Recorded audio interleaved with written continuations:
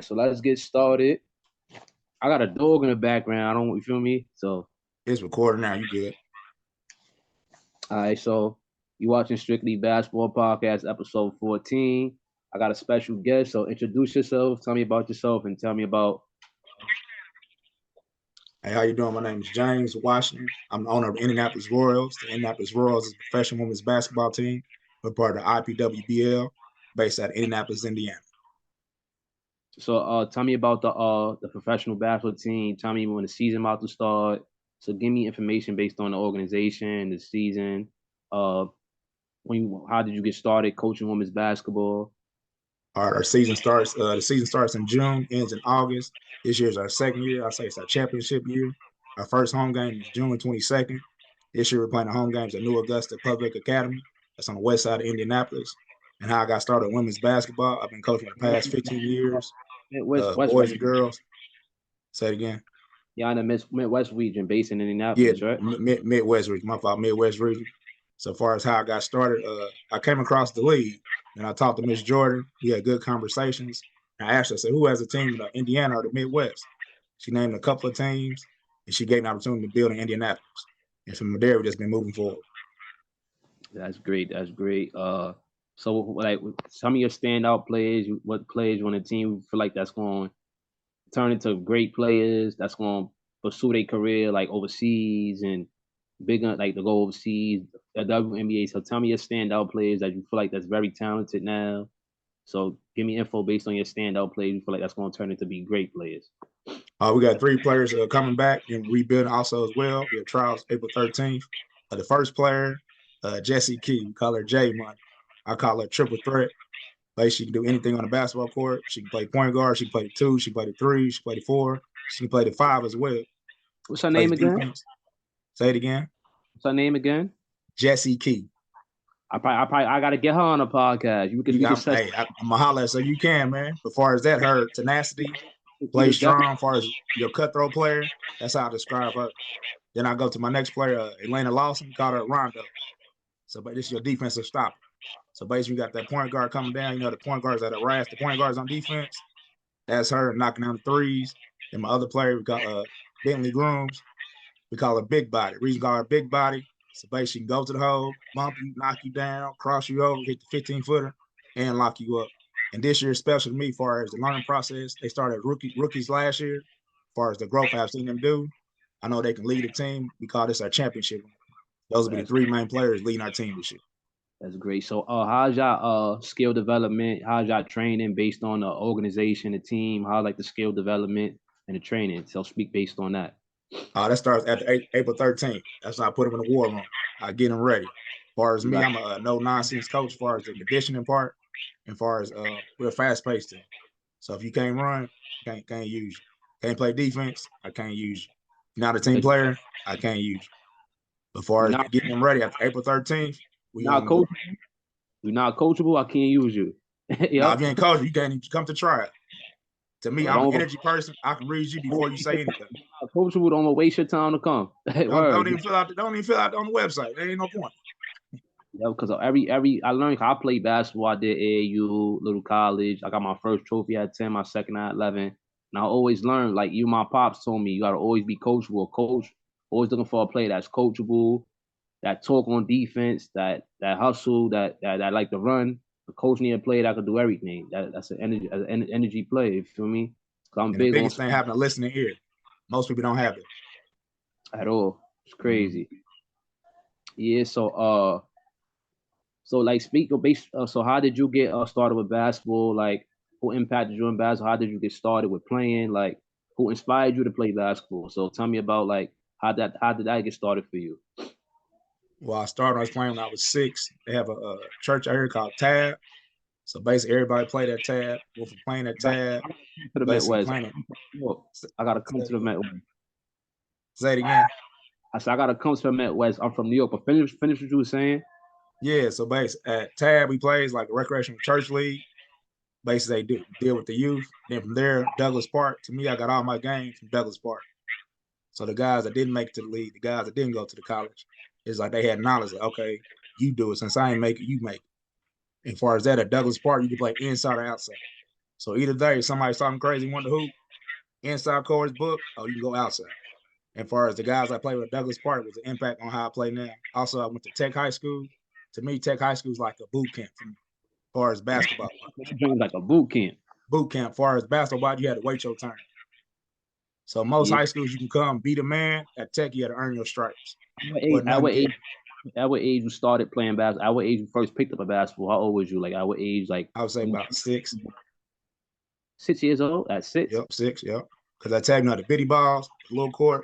They let you travel, run, and dribble the ball. So that's how they do in Indiana. They start you early. Early. And y'all got a lot of dudes in the Midwest. Y'all got Jeff T. Y'all got the T. Marcus T. Y'all want Jeff T. podcast. Y'all got the Marcus T. Bro. Y'all got some. Who else? What other players y'all got out there from that made it to me from the Midwest? I know y'all got a lot of players. I was a high school guy named Rodney Carter. He made it to the league, played for a couple of teams in the NBA. And one of my favorite guys, I call him Little Bro, his name Tyrone Anderson. He went to D2 school, played overseas. He also got drafted in the G League. He did his thing overseas.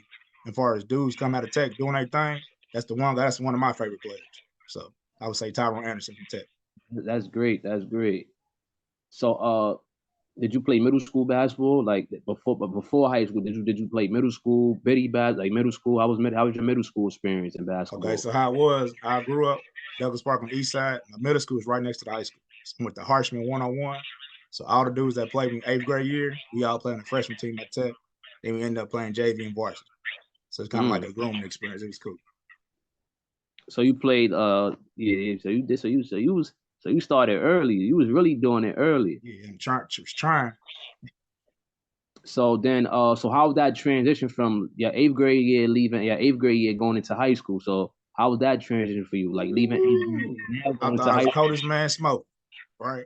So you know how you graduate 8th grade, middle school graduation, then like coaches talk to you for conditioning. Like one of my guys, my cousin Randall Smith, he was telling me, like, hey, it ain't what you think it is. Like you come here, you got to work hard. I'm like, man, I'm about to kill all these dudes. At Tech, when you walk in the gym, it's 2 courts. The right side is the losing court, left side is the winning court. I did not leave the losing court to the end. What made you choose that? Say it again. What made you choose that particular high school? Like you went there because your friends went there. That's the only option you had out of middle school. What made you choose that particular? To be honest, I was about to go to Broward with my other cousin Aaron Moore, but then other cousin Randall, we got really cool. Then his big brother Ryan, he became the freshman coach. He's like, hey, neighborhood at Tech, you might as well go to Tech. So I stayed with the neighborhood and went to Tech. So 9th grade. So how did you do? How was your high school team all 4 years? Did y'all win any city champs, state champs? So how was y'all the 4 years when you was there? High school. How was that? Freshman year, I want to say we got knocked out maybe the second round of playoffs. My sophomore year, I was battling about to play varsity, but they put me on JV. We made it to the JV championship game, and I lived this in my brain all the time. It was 10 seconds left. We was down by 3. I'm gonna say we was down by 2. We got a foul, we got to stop.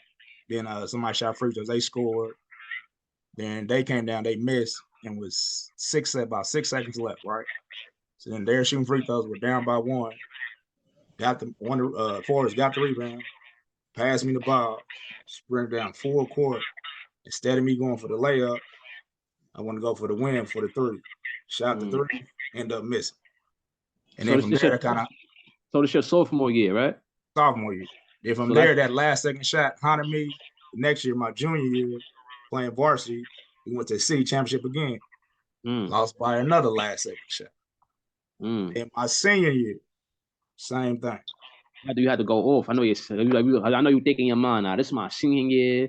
This I'm about to go off. And then the same school I lost to every 2 years was Cathedral. So yeah. Hell yeah. So leaving high school. So that's so about you. So how was your transition from leaving high school now going into college? How was that transition now? That was rude away. First college I went to was the D3 called Bluffton College. You know, like your freshman woes. I know how to do schoolwork. That stuff kind of didn't work out. Recruited out of high school. You didn't really have that many offers. You didn't really have that many looks out of high school. It was low schools. It was D3s, D2s, NAI, and some JUCOs. As far as where I was at Tech, far as the what I learned now, as far as the pushing and the marketing, it kind of wasn't out there. So far as you was kind of on your own, as far as getting to school, like locally you can go, Indiana. As far as Yeah, outside Indiana, you was yeah, on your yeah. own. Say it one more time. I said Indiana.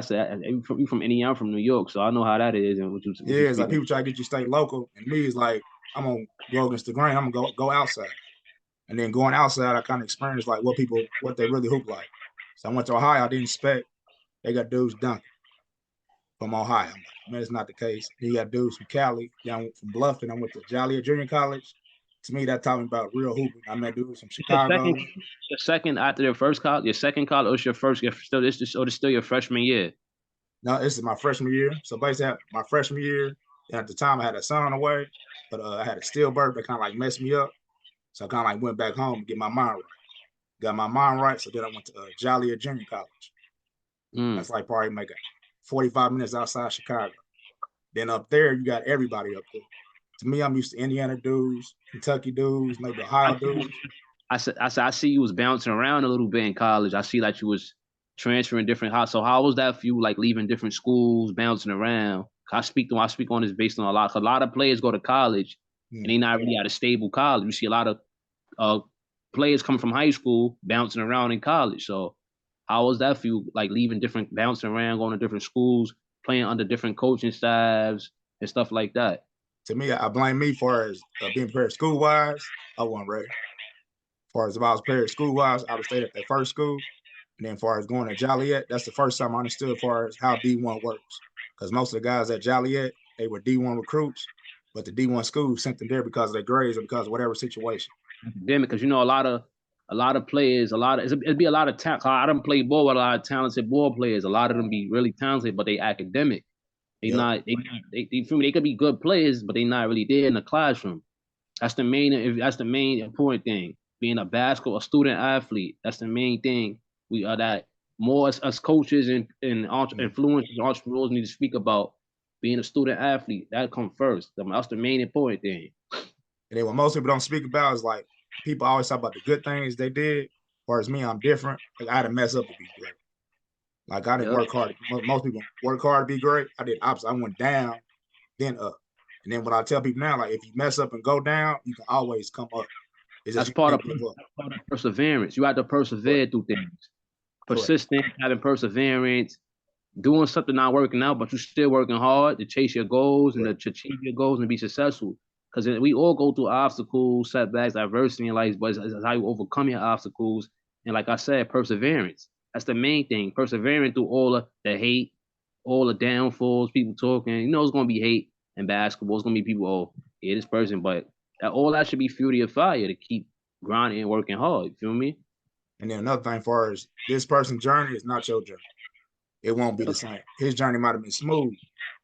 Your journey might have been rough, but y'all still make the same destination. What most people forget is like, don't forget where you came from. And I speak on this a lot. And a lot of people might take it offensive, but it's real. Hmm. No matter how good you are, no matter how great you are, everybody not gonna make it to the NBA, and that's Correct. reality. Certain kids get mad when you keep it real with them, but it's reality. It's 60 picks every year, and I be telling Correct. people, you know how hard it is to make it to the NBA. It's Correct. hard. It's like a lottery ticket. Like you gotta really, first of all, you gotta have good stats in college. You gotta come Correct. from a good school. You gotta be in your bag because the NBA is hard. The NBA, like professional basketball is a buyer's market. Correct. It's much more people that's trying to like get to the next level. And at each level, it gets harder. After high school, Correct. college get harder. After college, the professional level get harder. Correct. That's what people gotta realize. Most people don't know as far as what I'm learning about being professional. They look at you more than just a basketball player. Who are you as a person? If I'm going to get you $100 million contract, are you going to act the fool after you leave this game? Or are you going to go home and do what you're supposed to do?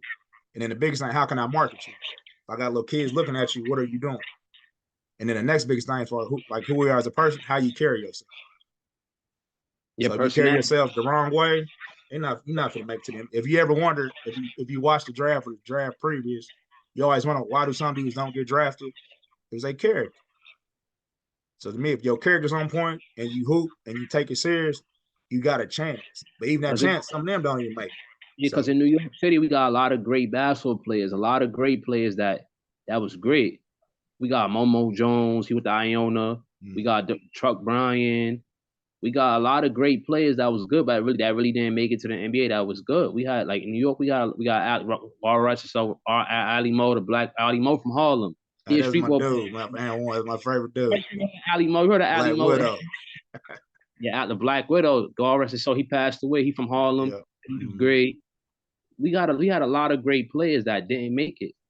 You feel me? Shamgar, he from Harlem. Got Shamgar, he from No. yeah, he played like 1 year with the Wizards and they like 20 games the Wizards because he came out of Providence. I feel like if Shamgar would have stayed in college all 4 years, he would have had a more longer NBA career. Shamgar was that guy when he was in the NBA and going to high school LaSalle and being from New York. And also with the professional, can you deal with the politics? Very You know what political, I'm very. saying? And what most people don't know, what's blowing my mind is like, would you rather be the man in the U.S. or the man in the whole country? Like overseas basketball, like it's on a whole nother level. Like everybody can try for the NBA. If you don't make it, you can hoop overseas. And overseas, that bag a little bit bigger. What people don't understand, as far as overseas, the bag's a little bit bigger. As Yeah, far as still your salaries, you still getting paid like 100,000, 90. Your salary is still good. sometimes be more than that, depending on More where than you that. go. And then with Yep. overseas, what most people don't know, like when you first start going hooping overseas, you're not gonna get the big bag, but don't trip. Because you might play for this team for like 2 games, then the big teams might pick you up. So And what also college? negotiation, what I learned with the So other team I used to help coach with, as far as they'll hit you up with an offer, they might say, we'll give you 800, see what you say. And you say no, not being humble, and they really gonna give you 5,000. That's when the word, test see what your mind was at. that's a fact. So Mhm. what college you finished off at? What was your last what college was your last season? What college you finished off your career at? Your Ooh, college career. breaks my heart. No, my last season I finished up at Purdue Calumet University. I tore my Achilles tendon.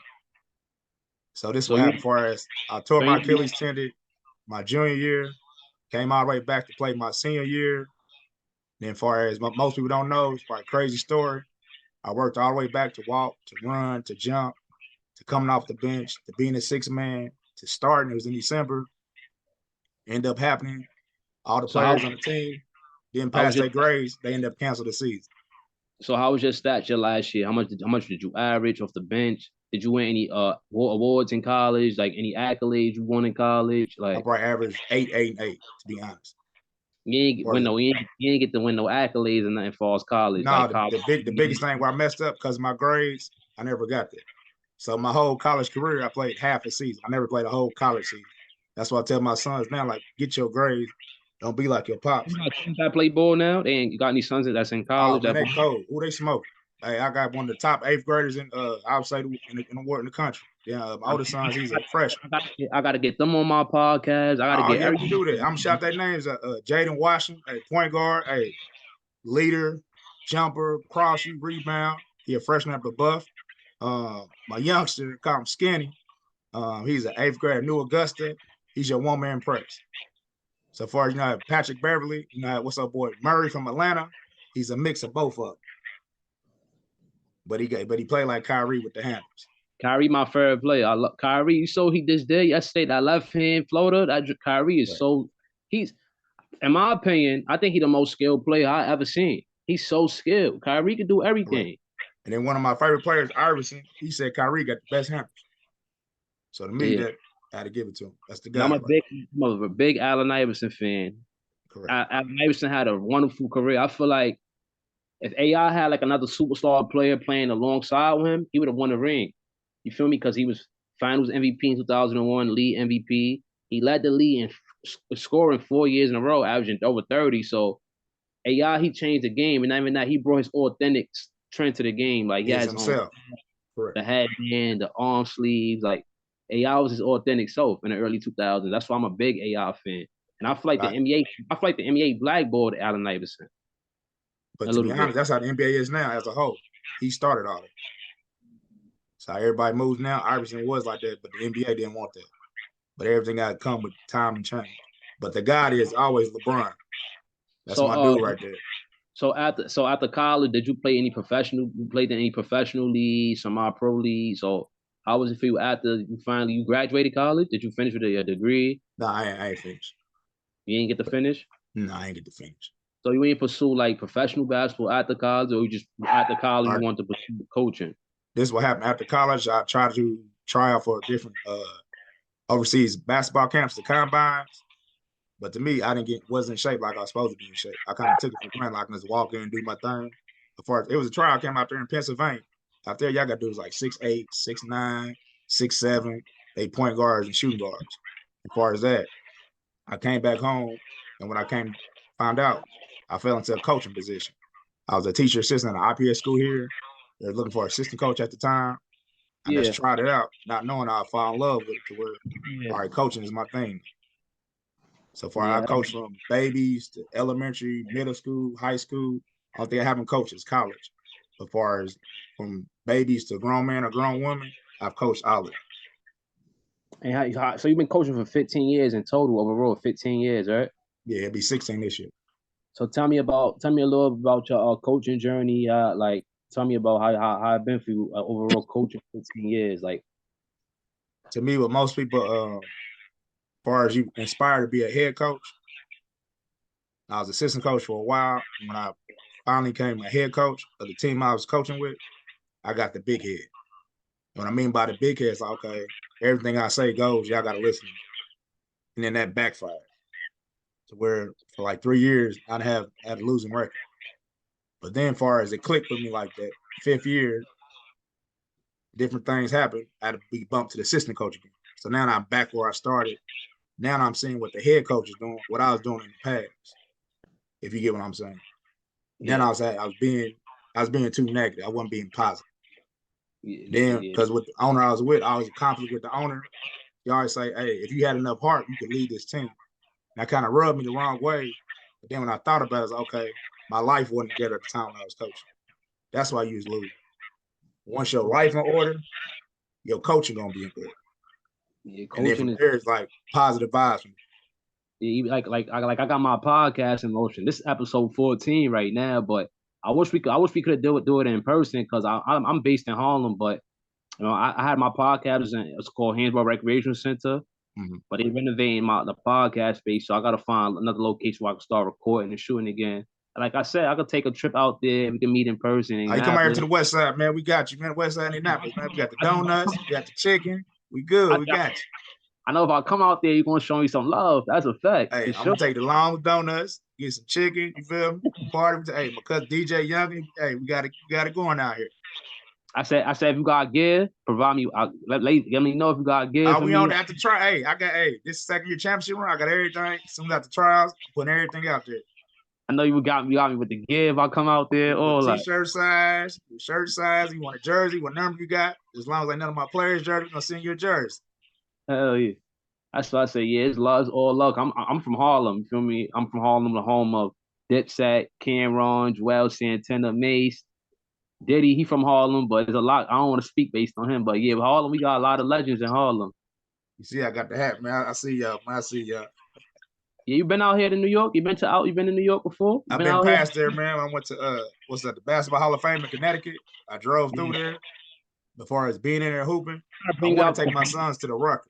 because New York, we got Rucker, we got Dykeman, we got Watson, we got all of we got all the good tournaments out here in New York. All the great tournaments. Let me know. I want to put my sons on the court so they can experience that, man. Like it's the Mecca of street ball. So we got all the tournaments out here. West Fourth. I done did West Fourth, Dog Show. I done played in so many tournaments out here. So now I've just got my podcast. I'm trying to transition to my own merchandise. I'm in college at the moment. It's my second semester. I'm taking up Oh, you sports. about to be out of here, man. You about to buy the college. Keep doing what you're doing. I'm going for my associate degree. So I'm in college. I'm locked in. I'm in motion right now. I got the podcast in motion. I'm 23. I'll be 24 April 25th. My birthday is next month on the 25th. Happy early birthday to you. I said the best thing I tell you, don't stop doing what you're doing. And what's the point of worrying if it's gonna happen? And then I Yeah, like I always say, see the end in mind. and I'm only 23. I'm still young. So Oh, you got a whole bunch of life. I I'm got, 40. I'm kind of old. I got my whole life ahead of me. Definitely. You got any What else? kids? No kids. You good, man. You supposed to be overseas somewhere. So what else? What else you trying to transfer to besides what else you do besides basketball to real estate? You into like what else you into besides basketball? I started the tax business as well. I'm starting to pick that back up. As far as I'm trying to do like public speaking, as far as motivating and mentoring. Like As far like as me, as far as an activist, a philanthropist, like an advocate that's advocating for people in their community and the city, correct, empowering people correct, in the community. correct. As far as me, as far as what most people don't acknowledge is the black man being positive of the black man or appreciative of the black man. One word a black man rarely hears is "I appreciate you." So far as I'm gonna tell you to me, hey, I appreciate you having me on this podcast. I appreciate you starting this podcast and keep doing what you're doing. That's what most people don't hear. That's what we need to hear. I also got a co-host with my co-host. He couldn't make it. My co-host went to Harvard University. Name is Most Turner. You can follow. I'm gonna send him his Instagram after we get off. You can Okay. follow my co-host. I'm gonna send him his Instagram and all that and things like that. Cause I feel like this is definitely a great episode for sure. Well, you gotta So bring my players up. I gotta get the players on here though too. So did you play any street ball tournaments? Y'all got any street ball tournaments out there in Indianapolis? Any street ball leagues out there? They used to have when I was younger the Dust Bowls at Targeting Park, but now they kind of they really don't kind of got that. They got other stuff, pro-am leagues and stuff like that. But to me, that's what I'm trying to bring back. I got some stuff cooking. I'm just trying to put it all together. Because me, when I was younger, we had that. I'm trying to show my sons like, hey, we really hooped back in the day, but we hooped outside. Yeah, and y'all also got Mike Ebbs. He from out there. I met Yeah, Mike. man. Mike Ebbs. He went to Tech too. Well, Mike Ebbs went there. Yep, he went to Tech. Mike Ebbs is he's a funny. He's hilarious. I ain't gonna lie, Mike. I love Yeah, Mike he Ebbs. came over there from college, 16th Street. Yeah. Hell yeah. So like, where you want your team like to expand? Like, how far like you want your team to like expand? Like, far as that? How long? Where you want your team to be? Like, y'all you want to get your team to win the chip? My goal in less than 5 years get one of my players in the WNBA. And in less than 7, have a team in the WNBA. Because to me, if you know about the WNBA, they have 12 teams. Now they added San Francisco, I want to say, or Golden State. Yep. That team, they need more teams in the WNBA. And to me, Yep. who better than me to add another team? So that's my goal, man. As far as I got confidence in it, I'm determined to be on that. And to me, what I do, my son's gonna see. So my bare minimum. I gotta come do a podcast with you in person though. Whatever. If y'all got any equipment out there, we could definitely do something. Get it going, man. Get me and my sons on here, man. Hey, you probably have your views all the way up. Yeah, for sure. But I was gonna say, how can I save this and I can post it to my YouTube channel? I'm about to stop the recording and send it to you. I don't know if I send it through email, but it'll be on here once I stop. I'm gonna figure it out. Yeah, because we about to finish off anyway. Okay. All right, so thanks for watching Strictly Basketball Podcast, episode 14. What, James? Royal. Your Coach Dub, so they come. Coach Washington. So tell the people where to follow you at, your Instagram, your email, how to get the team page is at Indianapolis Royals. My personal page, Dub_2 cool, because I'm the coolest coach you can know. Email is IndianapolisRoyals@gmail.com. All right, so thanks for watching Strictly Basketball Podcast, episode 14. Stay tuned to many more episodes. Run, baby. Yo, text me your number too. Text me your man. I got you. So that I'm definitely, I want to make it out there, and I definitely want to come out there to the Midwest for sure. Hey, home game June 22nd. I promise you, we're getting that thing rocking. We getting it going this year. That's crazy. One of my best friends from Indianapolis. His name is Caius Morgan. All right, I know some Morgans, man. I might know him. His name is Caius, so you might know he's from Indianapolis. His name is Caius Morgan. Right. His last name is Morgan. He probably know one of my homeboys. That's cool. Yep. You know, Indiana's. You feel me? Everybody knows. We got you. Come here. Come to the West Side. We got you. So make sure you can send this to me, and I want to post it on my YouTube channel. All right, I'm about to stop recording now. All right. All right. So I'm gonna hit you though. All right, bet. All right. Thanks for watching Strictly Basketball Podcast, episode 14. Stay tuned in many more Royals, baby. Go follow my guy.